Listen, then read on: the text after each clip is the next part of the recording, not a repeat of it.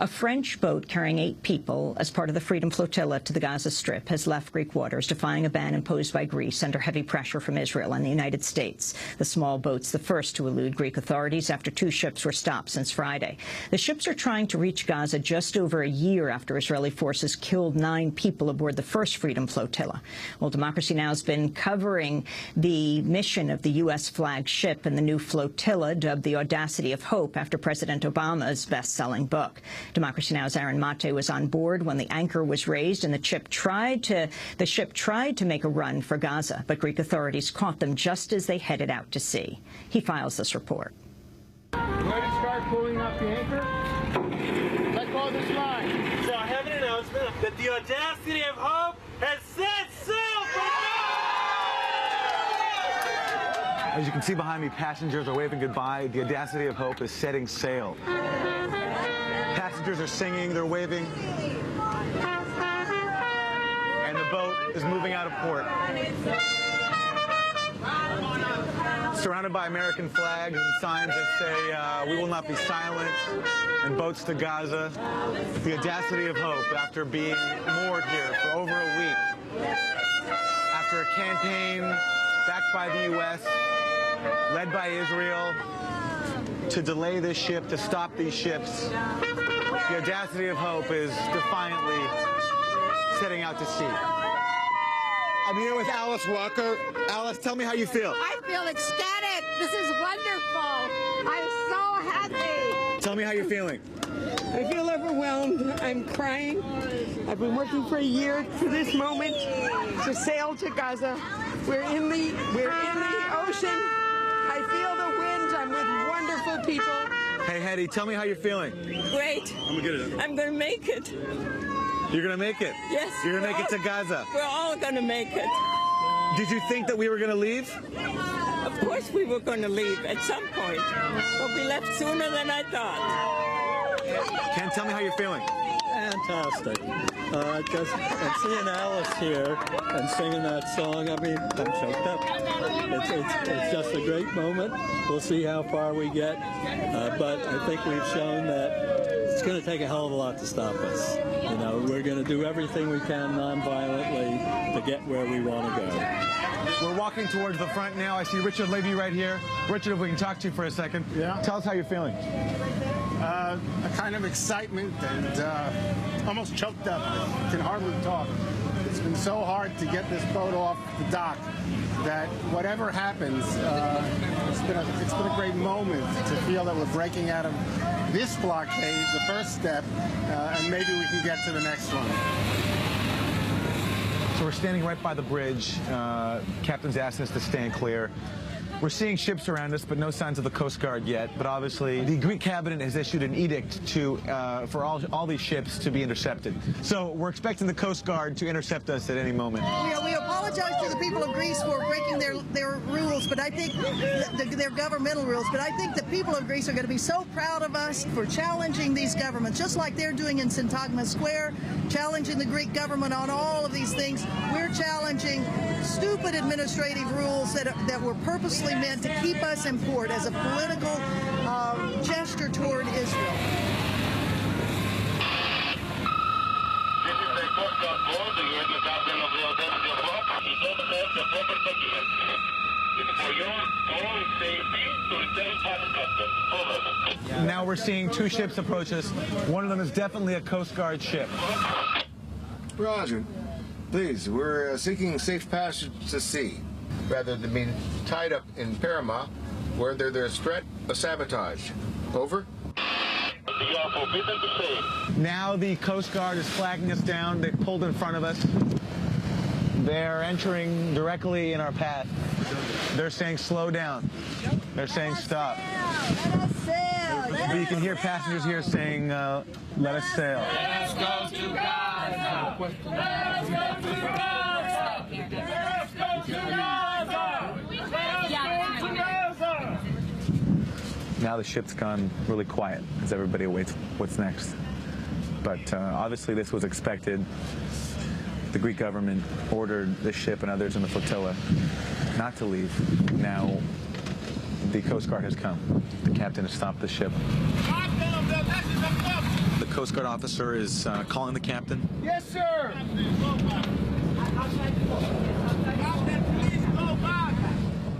Please let us make safe passage to sea. We have done nothing wrong. We showed the papers. We had the inspection. There are threats of sabotage in Panama. There's threats of sabotage. We have to go for our safety. No, that's not right. We have been surveyed to be safe. No, we have been surveyed to be safe.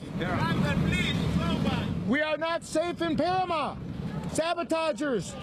So it's finally come to a head after the Greek government ordered all flotilla ships to remain docked in their ports. The Audacity of Hope has defiantly set sail. About 15 to 20 minutes into our sailing, the Greek Coast Guard has intercepted the ship.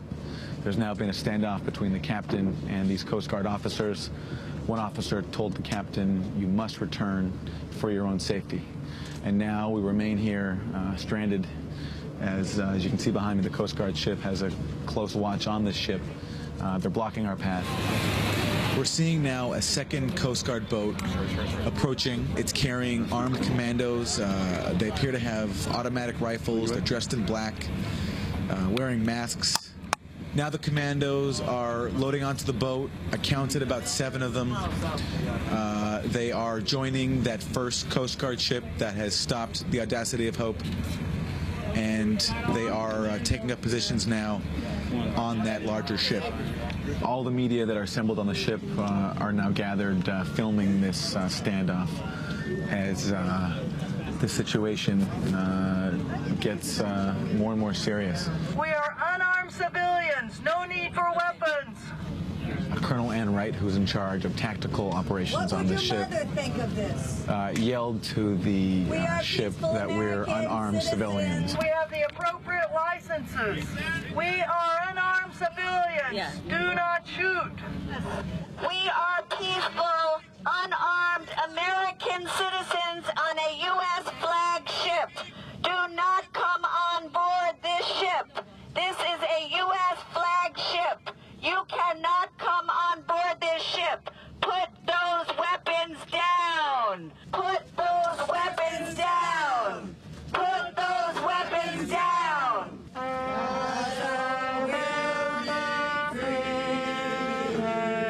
The scene here is it's hard to capture just how tense this moment is, but yet in the face of that, protesters are still defiant and standing up to the threat of a raid. No, they're calling for the captain.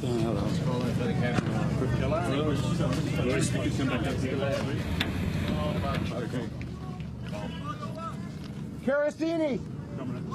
Okay. Okay. I'll follow you. Okay, so the captain has just agreed to follow this Coast Guard ship to a different port, going to the port of what I heard was Carasini. And now the crew on the ship are going to go give us a briefing on what's going on. A deal has just been reached for this ship to follow the Greek Coast Guard to a new port. These fellows are not about to let us go any further. And with the arrival of the commandos, the heavily armed commandos, we could see that the intent was we were not going any further, and if we did not comply with what they said, they would forcibly board us. Our captain has been a very brave captain to bring us out. That next level of going up there where it will be forcibly boarded is something that we, as an organization, was not going to do. And so after a tense standoff that saw Greek forces confront the Audacity of Hope, briefly pointing automatic rifles at the captain and his passengers, we're now following a Greek Coast Guard ship back to shore. The captain has agreed to take the ship to a different port. He refused to go to the initial port where the Audacity of Hope was moored. He cited the fears of sabotage in the aftermath of 2 other ships in the flotilla suffering damage, one ship being totally disabled. Of course, passengers here have blamed the Israelis. So for now, we return to land. The fate of the Audacity of Hope and its journey to Gaza, unclear. Alice Walker, we're close to docking. Can you share with us your thoughts? Well, I feel very happy. I feel that we actually moved closer to Gaza. We didn't get to Gaza, of course, but the people will know that we made every effort to get there. And so I feel that we succeeded. I feel that we have won. Whatever victory there was, it was in our doing this together peacefully and more or less happily. And now we're going back to port. Now that the Audacity of Hope has been tied up, it's moored now in this Greek military compound indefinitely. Passengers have been told they're allowed to leave, but the captain and his crew are being forced to remain on board. And so in solidarity with them, the passengers are going to stay on the boat. And so as night falls, they're discussing their next move. I certainly think that we should demand to get the results of the inspection. So it's the day after the Audacity of Hope was seized. It's been moored overnight in the port of Karatsini. We're headed there now. Passengers refuse to leave the ship in solidarity with the captain. He's been charged. So we're going to go there now and see what passengers are saying, see what their next move is as they try to deal with this latest setback. So we've arrived at the port where the Audacity of Hope has been parked overnight. The captain's been arrested and charged. So we're going to go in now and talk to them and see how they're handling this latest setback. So we want to come back in and go back on the boat. Oh, okay. The Coast Guard said we can come back. We were on the ship yesterday. 1 minute. Sure, okay, yeah. So now the Greek government's stalling tactics through this maze of bureaucracy and legalese is now affecting journalists. In addition to arresting the captain and, of course, keeping this ship from setting sail, now we're being told that journalists cannot go back to the ship and speak to the passengers that we've been covering all week. Lisa, so tell us what's happening. Well, we're inside in a strategy conversation about how we want to deal with the consequences of our actions yesterday, which is that our captain has now been arrested. He's being detained. We feel strong about the work that we've done and the impact we've had around the world, around this blockade. And we feel really strong and committed to support our captain. He took great risks. We knew he was taking great risks. And we're going to do everything we can to make sure that he gets what he needs. And we're hoping that people around the world will join us in this effort and demand that the U.S. and Israel get out of Greece and that the Greek government drops all charges and frees our captain immediately. So we are still detained here. As a crew, I am not allowed to leave the boat or this gate, and you as a journalist cannot come in. And I can just say that if I have to be detained in a boat, I want to do it with this group of amazing people. Although it's not nice to be detained,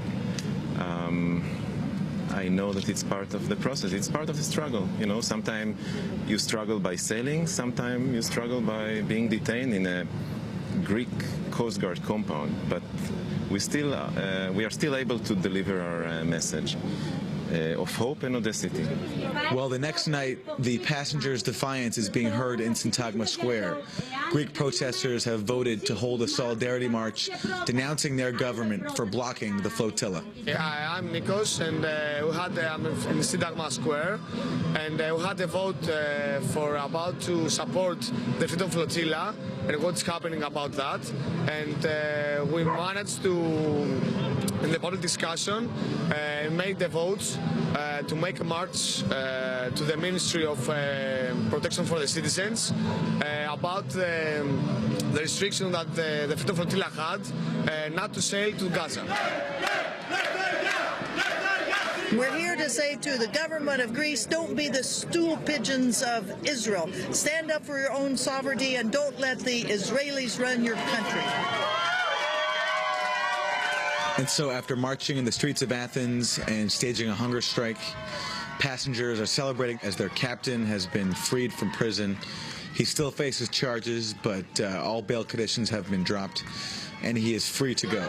It won't stop here this year or next year or the next year after that. I believe it will be a continuation of a situation in the world that little people really recognize or know about, and we need to bring attention to it and bring an end to it. And that being said, whenever I'm called upon to help, I would find it very difficult to turn them down.